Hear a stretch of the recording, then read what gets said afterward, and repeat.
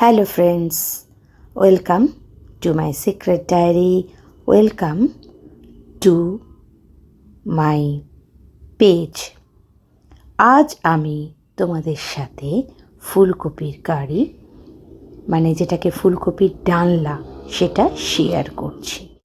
প্রথমে কড়াইতে olive oil দিয়ে, আমার এই রান্নাটা ফার্স্টেই বলে রাখি একদম হেলদি রেসিপি। সামান্য 1 টেবিল স্পুন আর একটু বেশি দিতে পারো অলিভ অয়েল, তার মধ্যে তেজপাতা, গরম মশলা একটু থেতো করে দিয়েছি আর সাদা জিরে। এবার তার মধ্যে আগে থেকে ভাপিয়ে রেখেছিলাম ফুলকপিটা নুন হলুদ দিয়ে। ভাপিয়ে রাখার ফলে ফুলকপিটা প্রায় অর্ধ সেদ্ধ হয়েই আছে।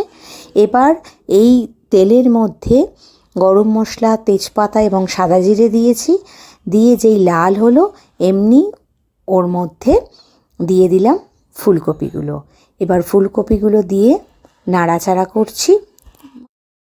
এরপর এর মধ্যে কি কি দিচ্ছি দেখো, আদা বাটা আর জিরে বাটা, তারপর এর মধ্যে দেব অল্প স্বাদ মতো লবণ, হলুদ, জিরের গুঁড়ো, ধনের গুঁড়ো আর অল্প টমেটো সস। খুব ভালো করে এটাকে আমি কষিয়ে নিচ্ছি। এর মধ্যে আমি কোনো চিনি দিইনি, কোনো রকম লঙ্কা দিইনি। যারা ঝাল খাও তারা কাঁচা লঙ্কা বা লঙ্কার গুঁড়ো দিতে পারো, কিন্তু বারবার বলছি লঙ্কার গুঁড়ো কিন্তু শরীরের পক্ষে একদম ভালো নয়। সেই জন্য লঙ্কার গুঁড়োটা অ্যাভয়েড করাই সবচেয়ে ভালো।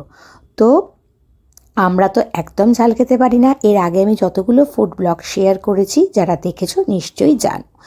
এবার নুন হলুদ দিয়ে নিয়েছি। এটা খুব ভালো করে আমি ফুলকপিটাকে কষিয়ে নেব এবং অল্প টমেটো সস। এবার টমেটো সস যদি না দিতে চাও তাহলে টমেটোও দিতে পারো। আজকে আমার বাড়িতে টমেটো নেই।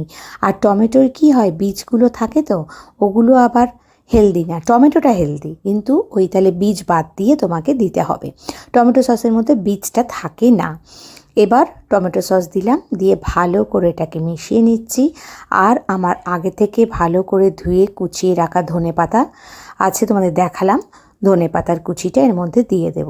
এবার ভালো করে কষিয়ে নিয়ে আর অল্প পরিমাণ মতো জল, কারণ এটা তো চচ্চড়ি না, একটু ডালনা টাইপ, তাই জন্য অল্প একটু মাখা মাখা হবে। জল দিয়ে ফুটিয়ে এবার এটা একটা ঢাকা আমি দিয়ে দেব। আর এর মধ্যে জিরের গুঁড়ো, ধনের গুঁড়ো আমি দিয়েছি। তো ভালো করে সমস্ত মশলাগুলো কষানো হয়ে যাবার পর অল্প পরিমাণ মতো জল এর মধ্যে আমি দেব। এই যে ধনেপাতাও দিয়ে দিলাম, ধনেপাতা দিয়েও ভালো করে একটু নাড়াচাড়া করব।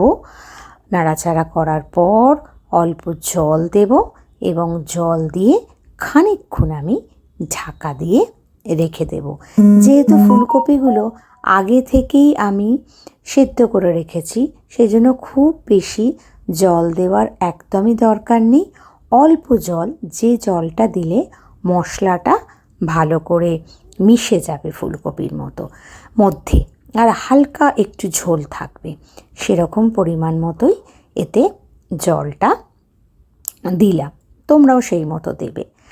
আর দেখে নিও যে ফুলকপিটা কাঁচা আছে না কি সেদ্ধ হয়েছে।